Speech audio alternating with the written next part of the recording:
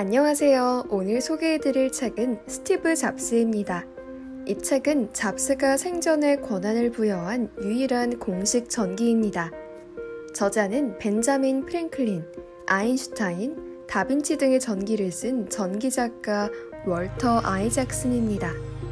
이 전기들의 공통된 특징은 책의 주인은 모두 천재이며 세상을 바꿨다는 것입니다. 잡스가 아이작슨을 위탁해 이 전기를 쓴 이유 중 하나는 잡스가 천재의 서열에 들어가기를 원했기 때문일 수도 있죠. 잡스도 주목한 것은 자신의 역사적 지위입니다. 잡스는 전 세계적으로 팬이 가장 많은 사업가이고 위대한 사업가이기도 합니다. 뉴요커는 잡스가 자신의 기업을 쿨하고 모던하고 섹시하게 만들었다고 평했습니다. 하지만 잡스는 이 정도의 평가로만 머무르고 싶어 하지 않았습니다. 1997년 애플에 복귀한 잡스는 남다른 시선으로 광고 캠페인을 진행했습니다. 광고에는 세상을 바꾼 아인슈타인, 밥 딜런, 마틴 루터 킹, 존 레논, 에디슨, 간디, 히구 커크, 피카소 등이 등장했습니다. 잡스는 이 서열에 있고 싶어 했고 위대한 사업가에서 역사상의 거인으로 변신하려고 했습니다. 이는 잡스가 아이작슨을 초대해 자신의 전기를 쓰게 한 동기였습니다. 잡스는 2004년 아이작슨에게 처음으로 전기를 써달라고 부탁했습니다. 당시 아이작슨은 아인슈타인의 전기를 쓰고 있었고 잡스가 자신을 과대평가하는 느낌을 받아서 그를 거절했습니다. 5년 후 잡스의 아내가 아이작슨을 다시 찾아왔습니다.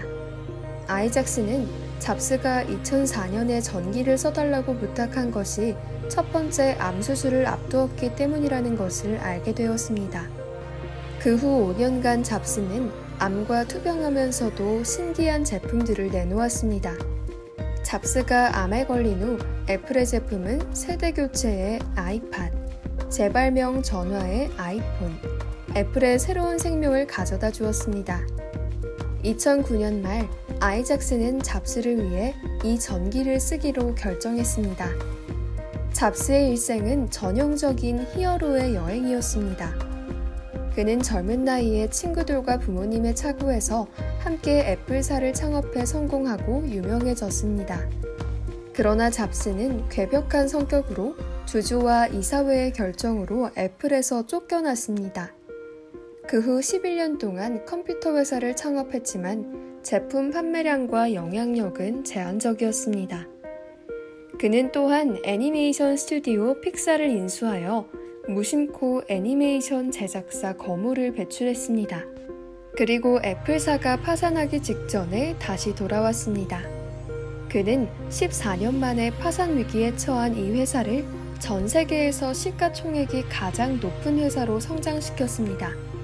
컴퓨터, 모바일 인터넷, 소비 전자, 음악, 출판, 엔터테인먼트 등 여러 산업에 영향을 미치고 있는 그는 산업 체인에서 혁신을 달성하고 비즈니스 역사상 가장 성공적인 혁신자가 되었습니다. 그러나 그의 명성과 창의력이 절정에 달한 시점에 암에 걸려 죽음에 직면해야 했습니다.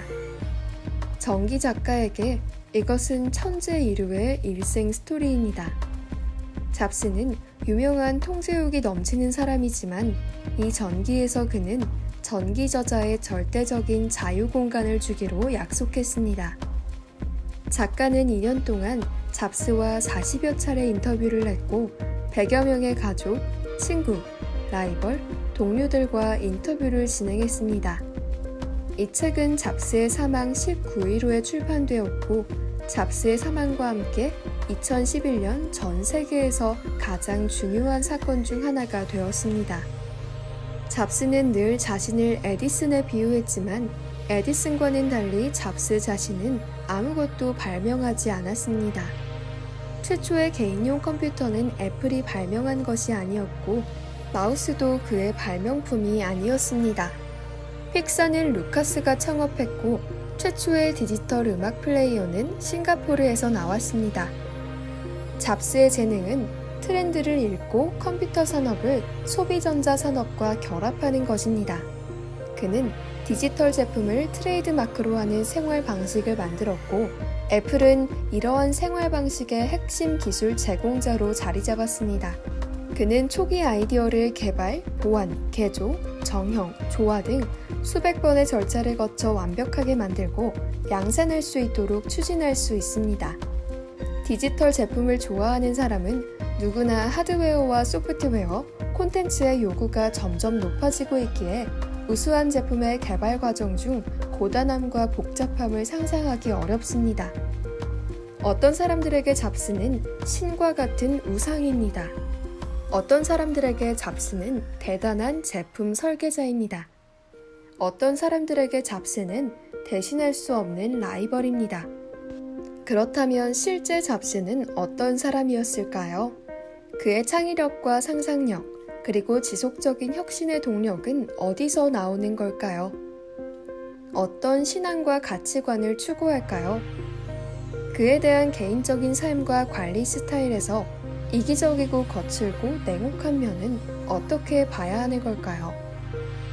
애플은 또 어느 정도가 그의 개성의 산물이고 어느 정도가 타협한 결과일까요?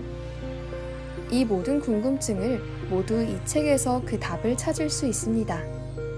좋은 전기는 항상 일반인과 똑같아 보이는 경력, 어린 시절의 억울함, 야심찬 청춘, 실패와 좌절, 타협, 편집증을 다룹니다. 좋은 전기는 또한 한 사람이 이러한 억울함, 야망, 실패, 그리고 달갑지 않은 것들을 어떻게 직면하는지에 대해 이야기합니다. 잡스는 디자인 컨셉, 유저 체험에 대한 이해가 넓을수록 우리가 볼 수 있는 디자인은 더 좋아질 것이라고 말했습니다. 그럼 잡스의 인생 이야기에 대해 알아봅시다. 세 파트로 나누어 이 책을 설명해 드리겠습니다. 첫 번째 파트는 잡스가 애플을 창업하기 전의 인생을 소개하겠습니다.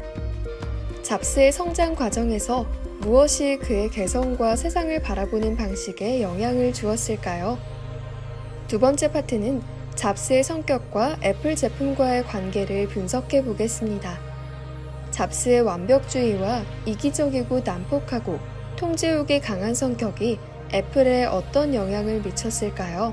세 번째 파트에서는 잡스의 전환 혹은 성숙의 길을 이야기해 보겠습니다. 애플을 떠난 11년 동안 잡스는 어떤 실패를 겪었고 또 이런 실패들로부터 무엇을 배웠을까요? 첫 번째 파트입니다. 잡스가 애플을 만들기 전의 인생을 얘기해 보겠습니다. 잡스의 성장 과정에서 어떤 요소가 그의 향후 성격과 세상을 보는 방식에 중요한 영향을 미쳤을까요? 잡스의 성장 과정에서는 그에게 영향을 미친 두 가지 일이 있습니다. 첫 번째는 입양되었다는 사실입니다. 그는 1955년에 태어났고 그의 생부와 생모는 결혼하지 않고 그를 낳았습니다. 잡스의 친부모는 그를 다른 사람에게 보내 양육해야 했습니다. 그를 입양한 사람은 바로 잡스 부부였는데요. 그들 중 양부는 고등학교를 중퇴한 기계공학자였고 양모는 공무원이었습니다. 학력은 높지 않았지만 잡스에게 최고의 가정과 교육을 주기 위해 최선을 다한 자애롭고 헌신적인 부모입니다. 잡스는 자신이 입양되었다는 것을 일찍부터 알았습니다. 17살 때 어느 날 그는 길 건너편의 한 소녀에게 이 일을 말했습니다. 그 소녀는 그에게 너의 친부모가 너를 원하지 않았니? 라고 물었습니다. 그는 울면서 집으로 달려갔고 그의 양부모는 그들이 너를 원하지 않은 것이 아니라 우리가 너를 원했던 거야 라고 그에게 말했습니다. 이 일은 잡스에게 어떤 감정을 남겼을까요?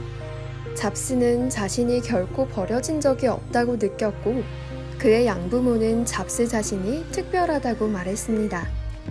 그러나 이러한 버림과 선택의 느낌은 그 후 그의 인격 속에서 서로 모순되는 면이 형성된 이유일 수 있습니다. 한편으로 그의 강한 통제욕이 있었고 항상 완벽하기를 원했습니다. 자신을 장악하고 환경을 장악하며 자신이 만든 모든 것을 장악하려고 했죠.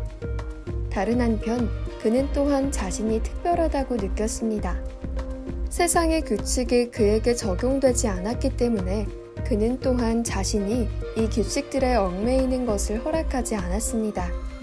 천성적으로 반항과 고집이 더 깊어진 것 같습니다. 그는 그의 양부모를 사랑하지만 그들을 감정적으로 조종하고 여러 가지 방법으로 부모를 자신의 의지에 굴복시켰습니다. 그는 등록금이 비싼 사립대학인 리드 칼리지에 보내달라고 부모님께 끈질기게 요구하면서 아무런 감사의 표시도 하지 않고 심지어 그들과의 작별 인사도 거절했습니다. 한 학기가 지난 뒤 부모님의 돈이 헛되이 쓰였다는 생각에 학교를 퇴학하기로 했지만 여전히 학교에서 수업을 청강했습니다. 잡스와 부모의 관계가 훗날 친구, 가족, 동료를 포함해 주변 사람들과의 관계 형성에 어느 정도 영향을 주었습니다. 잡스는 이들에게 극단적이고 불합리한 요구를 많이 했지만 그들은 항상 그의 의지에 굴복했습니다. 이 단계에서 잡스의 일생에 영향을 미친 또 다른 일은 그가 태어나 성장하던 시절과 장소입니다. 1960년 잡스가 5살 때 양부모를 따라 샌프란시스코 베이로 이사를 갔고 그의 어린 시절은 그곳에서 보냈습니다. 50년에서 60년대 샌프란시스코는 미국 서해안의 정치, 문화, 과학기술이 만나는 중심점입니다. 한편 샌프란시스코는 미국의 1960년대 반문화운동의 발원지로서 예를 들어 락음악, 해피운동과 생태의식, 반전운동이 이곳에서 시작돼 미국 전역으로 파급되었습니다.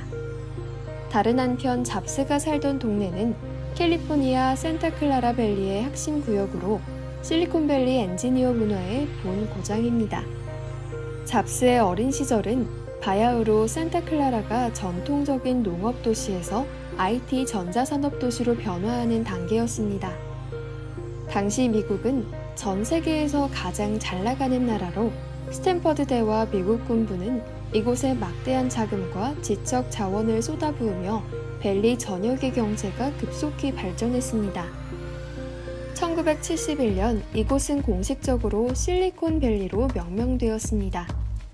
이런 곳에서 자라나면서 잡스는 엔지니어 문화의 영향을 받으며 수학과 과학, 전자학에 관심을 갖게 되었고 어릴 때부터 각종 기커 클럽에 참여했습니다. 한편 그는 히피족, 록음악 사랑, 환각제, 밥 딜런과 비틀즈, 대학을 중퇴, 인도 순례 여행 등 다양한 경험을 했습니다. 그를 이끄는 것은 단순한 모험 정신이 아니라 아주 엄숙한 탐색이라고 말했습니다. 그는 자아 계몽적 생각에 빠져 내가 어떤 사람인지, 내가 이 세상에 어떻게 적응할지 알아내고 싶었다고 했습니다. 인도 순례 여행은 잡스의 일생에 큰 영향을 미쳤습니다. 인도에서 7개월을 보낸 뒤 미국으로 돌아와 서방 세계의 광기와 이성적인 사고의 한계를 봤다고 했습니다. 이성적인 사고도 좋지만 또한 직감적이고 경험적인 지혜가 필요하다고 생각했죠. 아이작스는 잡스가 기술적 지향과 히피의 예술적 민감성을 동시에 갖추고 있다고 생각했습니다. 이 세상에는 예술을 사랑하는 사람이 있고 기술을 사랑하는 사람이 있으며 그들 사이에 많은 의견 차이와 대립이 있는 반면 잡스는 둘 다 사랑하기 때문에 그는 둘 사이에 다리를 만들었습니다. 잡스의 초기 인생 우상 중 한 명인 폴라로이드 창업자는 그에게 과학과 예술의 갈림길이 창의력의 원천이라고 말했습니다.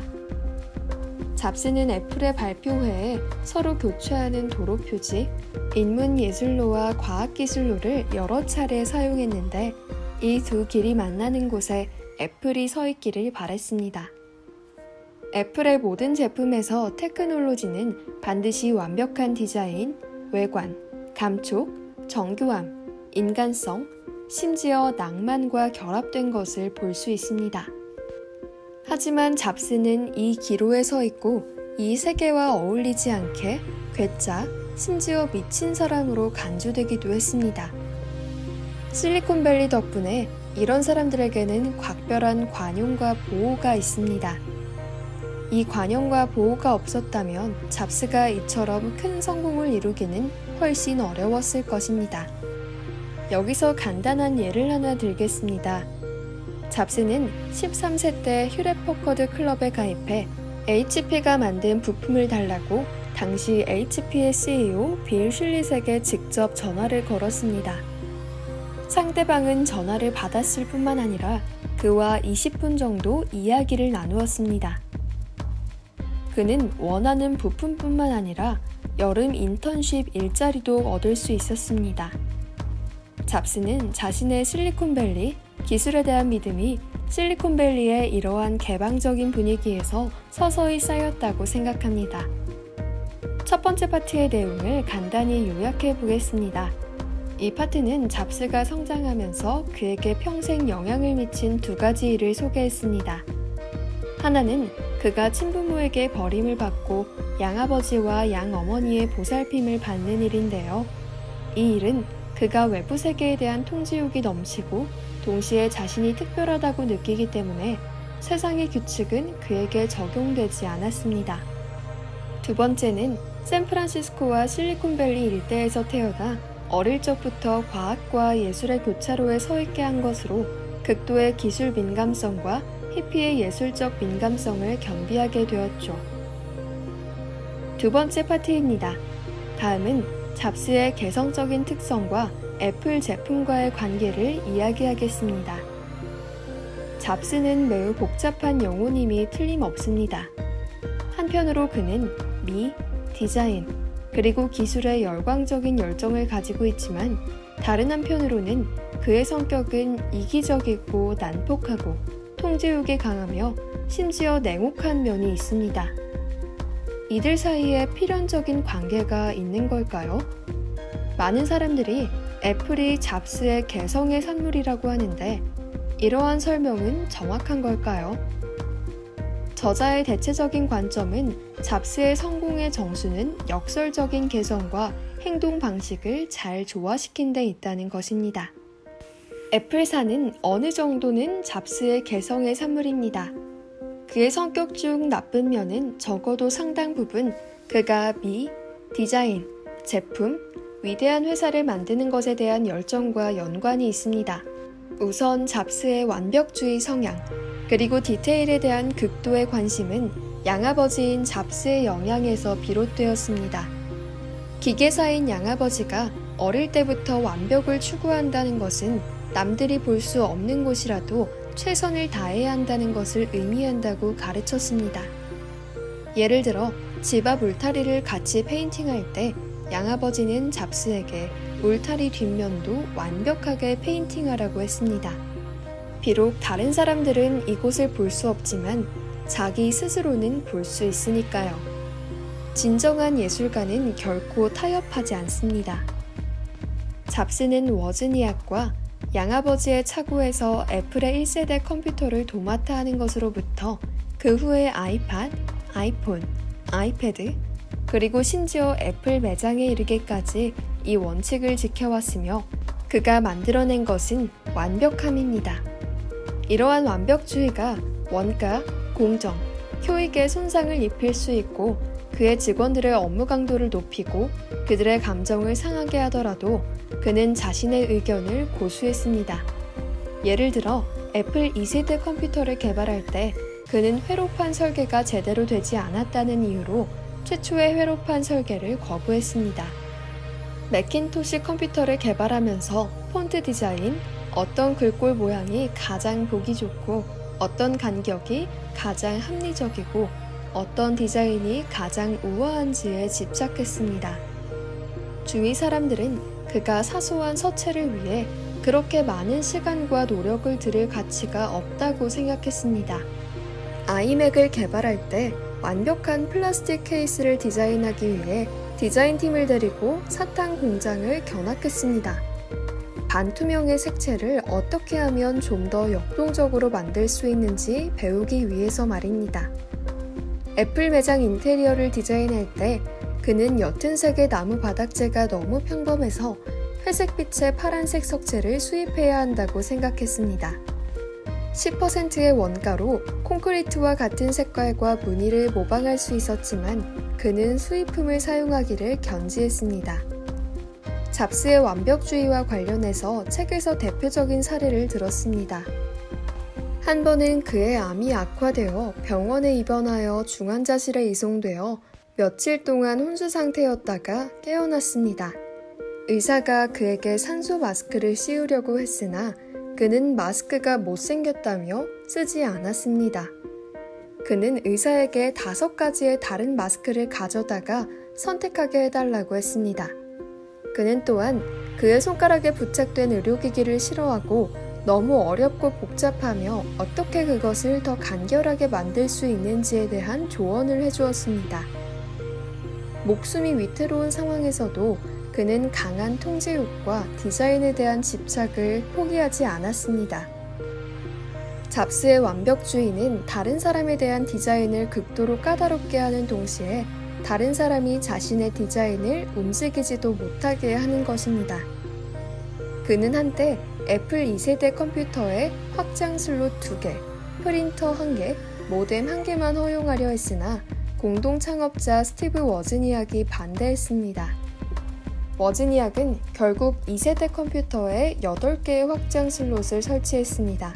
그러나 잡스는 매킨토시 컴퓨터의 확장 슬롯에 누군가가 회로판을 마구 꽂고 그의 우아한 디자인을 파괴하는 것을 더 이상 용인할 수 없었습니다. 그의 제품은 반드시 전체적이고 폐쇄적인 환경이어야 한다고 주장했습니다. 그래서 매킨토시는 확장 슬롯이 없을 뿐 아니라 사용자들은 컴퓨터 케이스를 열지 못하고 애플 직원만이 특별한 도구를 사용해야만 열 수 있습니다. 이런 디자인은 지금까지도 이어져 애플 컴퓨터의 표준 디자인이 되었습니다. 80년대의 마이크로소프트나 지금의 구글은 자신의 운영체제와 하드웨어가 서로 다른 하드웨어 제조업체에 의해 사용될 수 있도록 허용했습니다. 개방적인 것은 더 성공적인 비즈니스 모델로 여겨지기도 했습니다. 하지만 잡스는 이러한 방식이 저품질 제품을 낳는다고 주장했습니다. 그가 원한 것은 일종의 면밀한 전체 통제의 국면입니다. 아이작스는 이런 강박증과 같은 일체적 책임감이 부분적으로는 잡스의 통제욕에 강한 개성에서 비롯되었고 부분적으로는 완벽주의에 대한 그의 집착에서 비롯되었다고 생각합니다. 애플사의 소프트웨어가 다른 회사의 평범한 하드웨어에서 작동되는 것을 생각하면 잡스는 마음이 편치 않았습니다. 마찬가지로 그는 권한을 부여받지 않은 애플리케이션과 콘텐츠가 애플 제품의 완벽성을 파괴하는 것을 용납할 수 없었습니다. 잡스의 통제욕과 완벽주의가 극에 달할 때 기발한 현실 왜곡장이 생깁니다. 현실 왜곡장이란 잡스는 현실을 왜곡하고 자신과 타인에게 현실에선 있을 수 없는 일을 믿게 만드는 강한 카리스마를 갖고 있다는 것입니다. 아이작스는 현실 왜곡장의 근원을 이렇게 분석했습니다. 그는 잡스의 마음 깊은 곳에는 움직일 수 없는 신념이 있다고 생각합니다. 이 세상에는 어떤 사람들은 매우 특별합니다. 예를 들어 잡스 자신, 아인슈타인, 간디 등등. 그들은 하늘의 선택에 의해 계시를 받았기 때문에 현실 세계에서의 규칙들은 그들에게 적용되지 않습니다. 그들은 이러한 규칙들을 무시하거나 새로운 규칙을 개척할 수 있습니다. 그래서 현실이 잡스의 의지와 일치하지 않으면 현실을 외면합니다. 몇 년 전 그의 딸 리사가 태어났을 때 그는 아버지가 되는 것을 원치 않았고 리사를 자신의 딸로 인정하는 것을 거부했고 한 아버지로서의 책임도 지지 않았습니다. 여러 해가 지난 후 그가 처음으로 암에 걸렸다는 진단을 받았을 때 그는 마찬가지로 현실을 외면하고 치료를 받으려 하지 않고 근거 없는 다른 종류의 치료법을 시도했습니다. 결국 병을 고치기 어려울 정도로 악화시켰습니다. 평소 작은 이상행위들도 있었는데 번호판을 달지 않거나 장애인 주차 공간에 차를 대는 등 규칙과 현실에 전혀 구애받지 않는 것처럼 행동했습니다. 현실 왜곡장이란 잡스의 난폭함과 거짓말에 불과하다고 생각할지 모릅니다. 사실 우리의 현재 많은 과학기술 성취는 초기에는 단지 하나의 도면, 하나의 관념 또는 하나의 이야기에 불과했습니다. 그것은 단지 하나의 가능성을 추론하는 것이지만 아직 일어나지 않았기 때문에 하나의 이야기일 뿐입니다. 그러나 창조적인 자극을 거치면 가능성은 필연적으로 되고 허구는 현실이 됩니다. 잡스와 함께 일했던 많은 사람들은 잡스의 현실 왜곡장이 그들에게 많은 고통을 주었지만 그들을 최고의 수준으로 이끌 수 있는 경우가 많다는 것을 인정했습니다. 한 번은 잡스가 매킨토시의 운영체제 설계자 레리 캐년의 사무실로 달려가 컴퓨터 부팅 시간이 너무 길었다고 컴플레인했습니다. 캐년은 왜 부팅 시간을 단축할 수 없었는지 설명하기 시작했습니다. 잡스는 생명을 구할 수 있다면 부팅 시간을 10초 단축할 수 있는 방법을 찾을 수 있을까? 라고 캐년의 말을 끊었습니다. 말하면서 그는 화이트보드 앞에 다가가 글을 쓰기 시작했습니다. 500만 명이 맥을 이용하고 있고 하루 10초씩 컴퓨터를 작동시키면 연간 약 300만 시간을 절약할 수 있는데 이는 연간 100명의 생명을 구하는 것과 같습니다. 캐년은 그에게 설득당했습니다. 몇 주 후 캐년은 컴퓨터의 부팅 시간을 28초 단축시켰습니다. 매킨토시의 마지막 설계안이 결정되자 잡스는 팀의 모든 구성원들을 모아 공식적인 사인식을 열었습니다. 모든 사람의 서명은 매킨토시 컴퓨터의 회로판에 정중하게 새겨져 있습니다. 앞에 말씀드렸다시피 매킨토시 컴퓨터는 폐쇄적으로 되어 있어서 사용자가 혼자서 케이스를 열 수 없습니다. 컴퓨터를 고치는 사람들을 제외하고는 아무도 이 이름들을 볼 수 없었지만 직원들은 큰 격려를 받았습니다. 이것이 잡스가 고무적인 방식인 세계에서 가장 좋은 동기는 재능 있는 사람들이 함께 모여 위대한 성취를 만들어내는 것이라고 생각한 것입니다. 동기가 충분히 강력하고 그것을 실현하기 위해서는 엄청난 용기와 책임감이 필요할 때 그들은 더 이상 허구적인 희망이 아니라 하나의 사실을 개척하고 있습니다. 물론 더 많은 경우 현실 세계의 작동은 인간의 의지로 옮겨지지 않습니다. 잡스가 세상을 떠난 후 아이작스는 이 책을 거의 마무리할 때 잡스는 이 책에 자신이 좋아하지 않을 내용이 있다는 것을 스스로 알고 있지만 1년 후에 읽을 것이라고 말했다고 합니다. 아이작스는 무거운 짐을 푼 기분이었습니다. 잡스가 말했듯이 그는 1년을 더 살 것이고 그는 반드시 1년을 살 것입니다. 누구도 이 논리에 문제가 있다는 것을 깨닫지 못했습니다. 잡스의 현실 왜곡장도 그해 매킨토시 시장의 매출 부진을 호전할 수 없었습니다. 매킨토시는 앞서가는 그래픽 인터페이스 운영 체제와 마우스 조작의 이점을 포함하여 개념적으로 훨씬 앞서 있지만 메모리가 부족하고 내장 하드디스크 드라이브도 없어 매우 느리게 작동합니다. 또한 잡스는 선풍기를 좋아하지 않았고 선풍기가 컴퓨터의 소음을 증가시킬 수 있다고 생각했기 때문에 매킨토시 컴퓨터에는 선풍기가 없고 열을 잘 발산하지 못해 많은 부품이 쉽게 고장났습니다. 그래서 매킨토시 컴퓨터가 처음 발표되었을 때 인기를 끌었지만 사용자들이 그것의 단점을 발견한 후에 매킨토시는 점점 시장을 잃어가고 마이크로소프트의 윈도우 시스템으로 갈아탔습니다. 윈도우는 맥보다 기술적으로 앞서지는 않지만 마이크로소프트는 더 개방적이고 인텔 및 PC 제조업체들과도 컨소시엄을 형성해 시장 선두자가 되었습니다. 매킨토시의 판매 부진은 잡스와 애플사의 이사회 사이의 갈등을 증폭시켰습니다.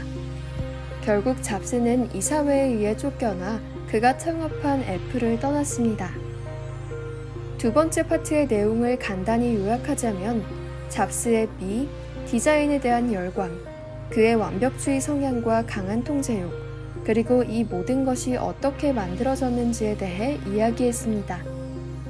그의 현실 왜곡장은 때론 위대한 성취를 이룰 수 있지만 때론 그가 애플 이사회에서 추방되는 등 악영향을 가져다 주기도 했습니다. 세 번째 파트입니다. 이제 잡스의 전환 혹은 성숙의 길을 이야기해 볼게요. 잡스는 젊은 나이에 유명해졌고 20대에는 변혁자의 자세로 시대의 최전선에 서 있었습니다. 애플을 떠난 후 11년 동안 잠잠했던 그는 자신이 창업한 넥스트든 이후 조지 루카스로부터 인수한 픽사 등 큰 성과를 이뤘다고 말할 수는 없었죠. 그가 40세가 되던 해인 1995년에야 사업에서 절호의 기회가 마련되었습니다. 먼저 픽사가 제작한 첫 3D 애니메이션 장편 토이스토리가 개봉돼 당시 최고 흥행작이 되었습니다. 이듬해 애플이 넥스트를 인수하자 잡스도 이를 계기로 애플에 복귀해 인생의 제2의 전성기를 맞이하게 되었죠. 그러나 이전에 사라진 11년은 잡스에게 매우 중요했습니다. 아이작스는 잡스가 후에 이룬 큰 성공은 애플에서 물러난 것 때문이 아니라 애플을 떠난 후 겪은 화려한 실패 때문이라고 했습니다. 그렇다면 잡스는 어떤 화려한 실패를 겪었고 또 이런 화려한 실패에서 무엇을 배웠을까요? 먼저 넥스트에서 그가 겪은 경험을 이야기해 보겠습니다. 애플을 떠난 뒤 잡스는 넥스트사를 창업했습니다. 이 새로운 회사에서 잡스는 마침내 자신의 모든 천성을 발휘할 수 있었습니다. 그는 디자인에 대한 자신의 집착을 마음대로 요구할 수 있었습니다. 그는 유명한 디자이너에게 회사 로고를 디자인해달라고 부탁하면서 $1,000,000를 써버렸습니다. 그는 세부적으로 자신의 완벽주의를 실현하려고 했습니다. 기기의 외관은 매끈하고 아름다운 입방체여야 한다고 기계 내부에 나사는 비싼 도금을 해야 하며 입방체 내부도 아광 흑색으로 칠해야 한다는 등등 디테일을 고집했습니다. 엔지니어들에게 넥스트 컴퓨터를 위한 칩을 주문하고 칩의 다양한 기능을 수정하거나 추가하는 요구를 해서 개발이 지연될 정도였습니다. 그는 또한 공장의 배색 방안을 강박적으로 수정해 기계 설비와 자동 조립선을 여러 번 수정하기도 했습니다. 넥스트에서 우리는 잡스의 과거 모든 경험의 표현을 볼 수 있습니다. 예를 들어 디자인과 미에 대한 강한 열정, 현실 왜곡장, 최고의 설득력, 완벽한 브리핑, 그리고 또 한 번의 실패입니다. 처음에 그는 성능이 좋고 합리적인 가격의 컴퓨터를 만드는 것을 목표로 했습니다. 하지만 그가 얻은 결과는 외관이 완벽한 입방체로 매우 파워풀하지만 매우 비싸고 실용적이지 못했습니다. 나중에 판매 부진으로 하드웨어를 포기하고 순수 소프트웨어 회사로 변신해야 했습니다. 이 일은 그의 소프트웨어, 하드웨어 일체의 기본 이념을 위반하여 그를 고통스럽게 했습니다. 이런 실패들은 그를 반성하게 했습니다. 세부적인 것에 너무 집착하지 않았는지, 통제욕이 시장에 대한 그의 판단을 가렸는지, 더 중요한 것은 자신이 과연 항상 옳은 것인지에 대한 것입니다. 이런 질문에 대한 답은 없지만 잡스에게 반성을 하겠다는 의지를 갖게 했다는 것만으로도 큰 전환입니다. 여기서 픽사에 대해 좀 더 이야기해 볼게요. 잡스는 대감독 조지 루카스로부터 픽사 애니메이션 스튜디오를 인수했습니다. 당시 픽사의 메인 업무는 픽사 렌더맨이라는 소프트웨어를 판매하는 것이었습니다. 그 외 고품질 애니메이션을 만들 수 있는 프리미엄 영상 컴퓨터, 이는 소프트웨어와 하드웨어가 일체라는 잡스의 일관된 이념에 부합했습니다. 하지만 픽사의 컴퓨터 사업은 실패했고 다른 업무들도 계속해서 성장 잠재력을 잃었습니다. 10년 동안 꾸준히 BEP를 달성하기 어려웠습니다. 장편 3D 애니메이션 토이스토리가 개봉될 때까지 잡스의 개인의 지출에 의존하여 회사를 유지했습니다. 바로 픽사에서 잡스는 자신의 통제 욕구를 조정해야 한다는 것을 깨달았습니다. 픽사의 리더인 커터 무어가 직원들을 관리하는 방식은 그에게 어느 정도 영향을 미쳤을 것입니다. 잡스도 그의 생각이 항상 옳은 것은 아니라는 것을 배웠습니다. 그가 원래 의도했던 것은 픽사가 애니메이션 영화 제작보다는 그래픽 제작 소프트웨어 개발에 집중하는 것이었기 때문입니다. 픽사의 천재들이 자신만의 독립된 세상을 갖고 있지 않았다면 잡스의 의지에 영향을 받고 기적을 창조해낼 수 없었을 것입니다. 그동안 잡스의 개인 생활도 많이 달라졌습니다. 로렌 파월과의 결혼은 그의 감정을 안정시켰습니다. 친어머니와 여동생과 재회했고 그가 버렸던 딸 리사와의 관계도 어느 정도 회복했습니다. 이 시간 동안 잡스는 인내심이 더 강해졌고 자신의 통제욕을 적절히 수렴할 줄 알았으며 사람들과 협력하는 데에도 더 능숙해졌습니다. 이것은 애플의 향후 성공에 매우 중요했습니다. 예를 들어 앱스토어의 경우 잡스는 처음에는 어떤 외부 개발자에게도 개방하기를 거부했습니다. 그는 외부 개발자가 아이폰을 위해 앱을 개발하도록 하고 싶지 않았습니다. 아이폰을 바이러스에 감염시키거나 무결성이 파괴될 수 있기 때문이죠. 하지만 그는 자신이 틀렸다는 것을 빨리 깨닫고 외부 개발자들이 앱을 작성할 수 있도록 오픈했습니다. 경쟁자 개발자들도 포함시켰지만 개발자들은 엄격한 기준에 따라 애플의 테스트와 승인을 받아야 했습니다. 이러한 방법은 개방성을 유지하면서도 아이폰의 무결성과 사용자 체험을 보장했습니다. 애플이 세계에서 가장 가치 있는 회사가 될 수 있었던 것은 잡스가 아이팟, 아이폰, 아이패드와 같은 위대한 기기들을 만들었기 때문이 아니라 이러한 기기들로 하나의 새로운 생태계를 만들었기 때문입니다. 어쨌든 애플의 향후 10년간의 이러한 성공은 잡스가 대중의 미와 시대 정신에 대해 정확히 파악한 것 외에 애플에서 방출 후 배운 인내, 협력, 양보가 있습니다.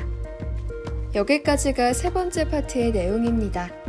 스티브 잡스가 애플 이사회에서 쫓겨난 후 넥스트를 설립하고 픽사를 인수한 경력은 11년 동안 그의 인생의 바닥을 이뤘습니다.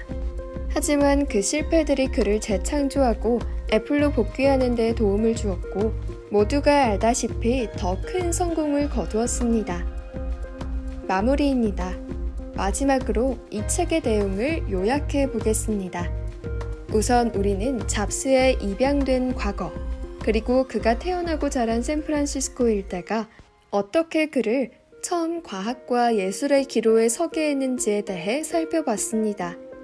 그리고 나서 잡스가 애플을 창업하는데 특히 매킨토시를 개발하는 것에 대해 서술했습니다. 매킨토시의 개발 중에 잡스의 복잡하고 극단적인 성격과 그가 창조한 제품과의 연관성을 보여주었습니다. 그의 성격에는 아주 나쁜 면이 있지만 이러한 어두운 면들은 고립된 것이 아니라 그가 미, 디자인, 제품, 위대한 회사를 만드는 것에 대한 열정과 밀접하게 연관되어 있습니다. 그의 조급함은 완벽주의의 일부이고 그의 가혹함은 격려의 다른 면입니다. 그의 현실 왜곡장은 사람들에게 불가능한 임무를 수행하는 동력이 될 수 있었습니다. 마지막으로 잡스가 방출된 11년 동안의 실패, 그리고 이러한 실패에서 진정으로 성숙한 비즈니스 리더로 탈바꿈할 수 있었는지에 대해 이야기했습니다. 시청자 여러분이 생각하시기에 만약 잡스가 아직 살아있다면 지금의 애플과 애플 제품에 대해 어떤 평가를 할 것인지 댓글로 남겨주세요.